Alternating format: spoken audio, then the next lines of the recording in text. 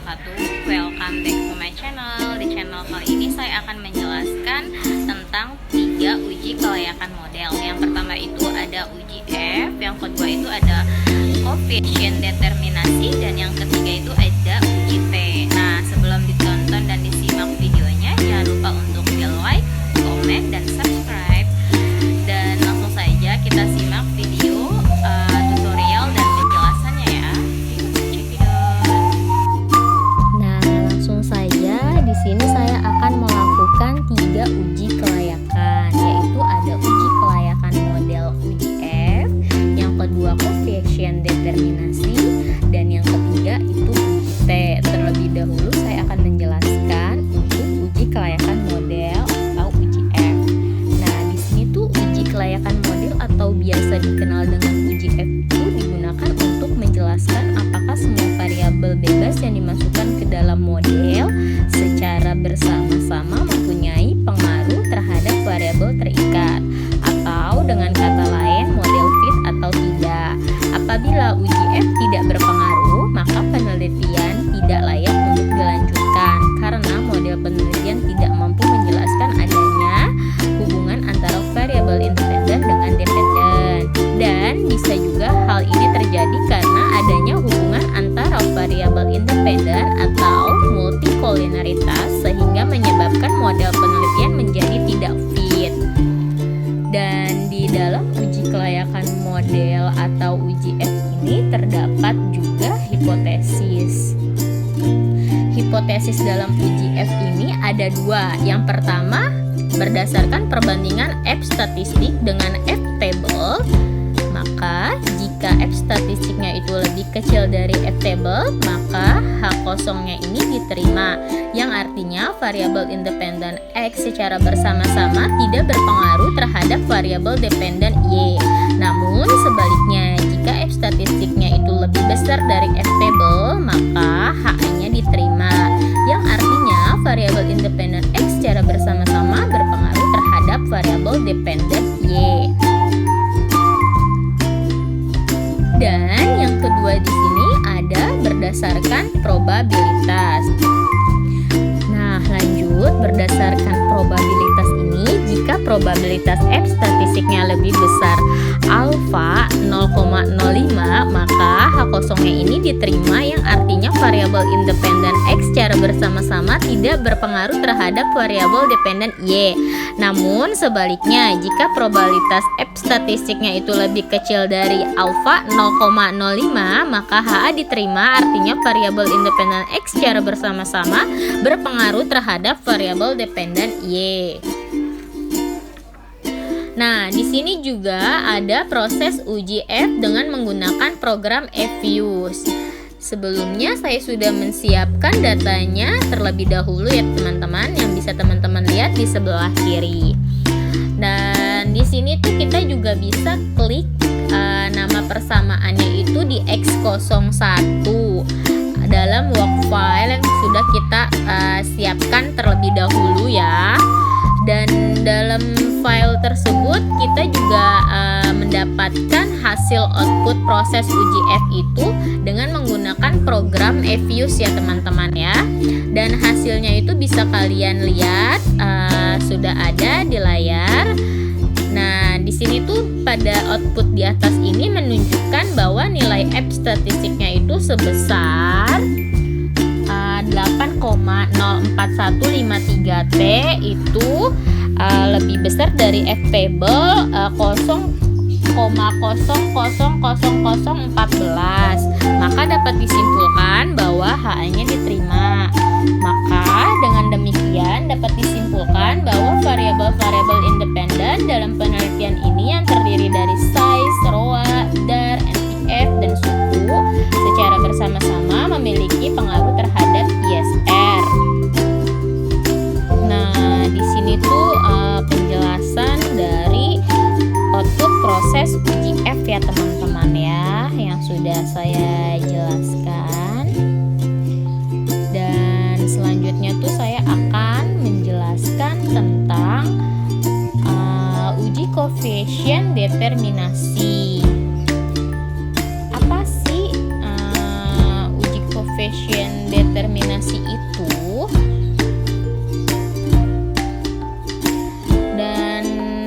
aja sih nilai-nilainya itu. Dan di sini tuh ada penjelasan tentang koefisien determinasi.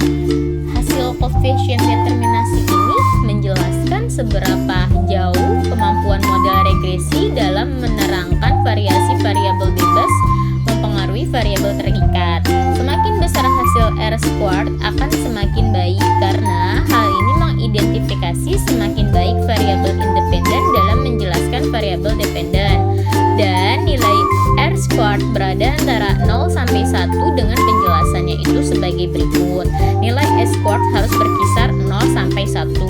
Jika nilai R-squared sama dengan 1, berarti naik atau turunnya variabel terikat Y 100% dipengaruhi oleh variabel bebas X.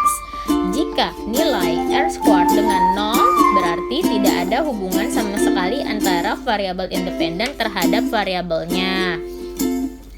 Dan dinilai di uji koefisien determinasi ini juga ada proses adjust R-squared-nya dalam koefisien determinasi ya teman-teman ya.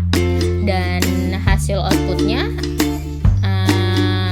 sudah ada di sebelah kiri layar, yaitu pada tabel di atas itu menunjukkan bahwa nilai adjust R-squared itu sebesar 0,52682 itu, yang artinya bahwa variasi perubahan naik turunnya ISR dapat dijelaskan oleh size, ROA, DAR, NPF, dan suku sebesar 49,2%. Sementara sisanya yaitu sebesar 50,8% dijelaskan oleh variabel-variabel lain yang tidak diteliti dalam penelitian ini. Dan di dalam nilai output koefisien determinasi ini juga sudah jelas ya. Selanjutnya saya akan menjelaskan tentang, langsung saja masuk tentang uji T. Hasil uji T ini menjelaskan tentang signifikansi pengaruh variabel bebas secara parsial terhadap variabel terikat. Hipotesis dalam uji T adalah yang pertama, berdasarkan perbandingan T statistik dengan T table, yaitu jika nilai T statistiknya lebih kecil dari T table, maka H0-nya diterima, yang artinya variabel independen X secara parsial tidak berpengaruh terhadap variabel dependen Y. Namun sebaliknya, jika nilai T statistiknya lebih besar dari T table, maka HA diterima, artinya variabel independen X secara parsial berpengaruh terhadap variabel dependen Y. Dan berdasarkan probabilitas, jika nilai probabilitasnya lebih besar dari alfa 0,05, maka H0-nya itu diterima, yang artinya variabel independen X secara parsial tidak berpengaruh terhadap variabel dependen Y. Namun sebaliknya, jika nilai probabilitasnya itu lebih kecil dari alfa 0,05, maka HI-nya diterima, yang artinya variabel independen X secara parsial berpengaruh terhadap variabel dependen Y. Nah, di sini juga ada output proses uji T dengan menggunakan program Hefuse ya teman-teman. Dan outputnya sudah ada di layar. Di sini tuh ada output size, ROA, DAR, NPF, dan suku. Maka nilai statistik ukuran perusahaan size sebesar 5,750003 lebih besar dari T table 0,0400. Maka dapat disimpulkan bahwa variabel ukuran perusahaan size dalam penelitian ini memiliki pengaruh terhadap pengungkapan Islamic Social Reporting atau ISR. Nilai koefisien regresi variabel size sebesar 0,09. Hal ini menggambarkan bahwa variabel size berpengaruh positif terhadap ISR. Dengan demikian, setiap kenaikan satu satuan variabel size maka akan menaikkan nilai variabel ISR konstanta sama dengan 0,489 sebesar 0,069. Nah, Yang kedua itu nilai tes statistik ROA sebesar 0,203961, lebih besar dari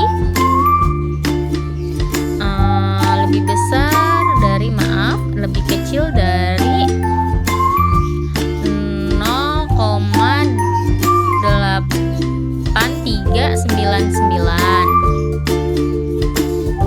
Nah, maka dapat disimpulkan bahwa variabel return on asset atau ROA dalam penelitian ini tidak memiliki pengaruh terhadap pengungkapan Islamic Social Reporting atau ISR. Dan yang ketiga itu ada nilai statistik DAR, yaitu sebesar 1,244904, yaitu lebih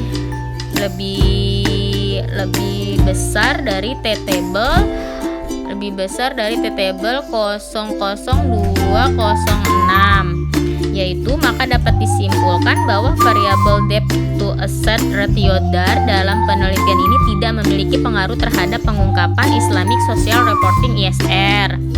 Dan yang keempat itu nilai tes statistik NPF sebesar 2,540943, yaitu lebih besar dari T-table 00152. Dan di sini juga dapat disimpulkan bahwa variabel non-performing financing atau NPF dalam penelitian ini memiliki pengaruh terhadap pengungkapan Islamic Social Reporting. Nilai koefisien regresif variabel NPF sebesar 1,907. Hal ini menggambarkan bahwa variabel DAR berpengaruh negatif terhadap ISR. Dan dengan demikian setiap kenaikan satu satuan variabel NPF maka akan menurunkan nilai variabel ISR konstanta atau sama dengan 0,489 sebesar 1,97. Dan yang terakhir itu nilai tes statistik suku sebesar 0,442173, lebih kecil dari T-table 0,0058, dan nilai probabilitasnya itu 0,7013 lebih besar 0,05. Maka dapat disimpulkan bahwa variabel penerbitan suku dalam penelitian ini tidak memiliki pengaruh terhadap pengungkapan Islamic Social Reporting ISR. Dari saya untuk penjelasan uji kelayakan model, yaitu ada uji F, ada uji koefisien determinasi, dan uji T beserta tutorial dan hasil output prosesnya masing-masing 3 uji kelayakan model